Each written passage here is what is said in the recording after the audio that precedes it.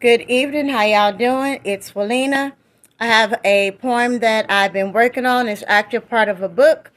It's called Cry, Pray Tell. I want to share with you guys and y'all tell me what you think. It's raw. I'm just going to try to get through it. Mom, I'm sorry, Uncle said, head buried in her lap.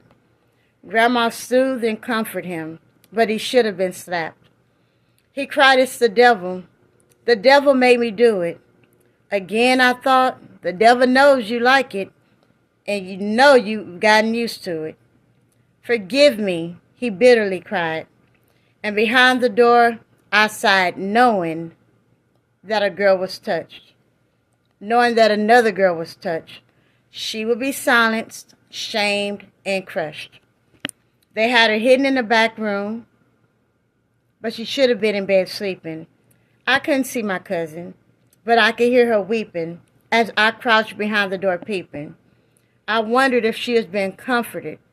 Was anyone holding her hand as she was being interrogated because Uncle sinned again? My auntie towered above her, suggesting that she was being fast, as if Uncle needed any encouragement. They knew she wasn't the first, and she wouldn't be the last. Then they started talking about Jesus and forgiveness, and how talking could send Uncle to jail, and Grandma is sick and can't handle that stress. And again, this Negro gets to walk away from his mess.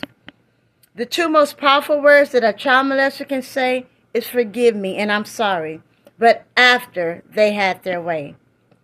I said after they had their way. Leaving a child broken and confused, with a family that protects the abuser and shames the abused. With a family that protects the abuser and shames the abused. And again, he acts contrite, and his disgusting actions get pardoned. But she must keep it secret. She must forgive, and she must bear that burden. She must bear that burden.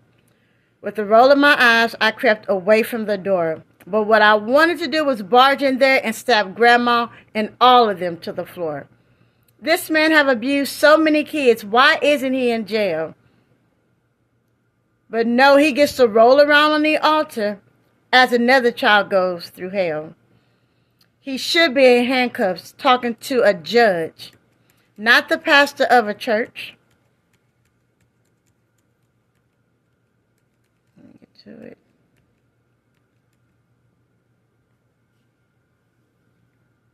He should be in handcuffs talking to a judge, not the pastor in church. Of course the Lord forgives, but what about the children that he's hurt? Where is the retribution? What is the consequences?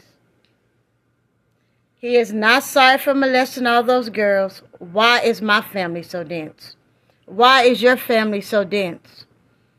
Yes, the Lord is merciful, but he is also just. What does he think of the man that keeps using children to satisfy his lust? Jesus said that it was better to have a stone tied around his neck and thrown into the sea. But again he avoids justice with a tear-soaked face and his sorrowful pleas. Why didn't they report Uncle and give children protection? He could have used that time in prison for redemption and reflection. What if he would have just taken that time away to see God's grace? Uncle would have found forgiveness,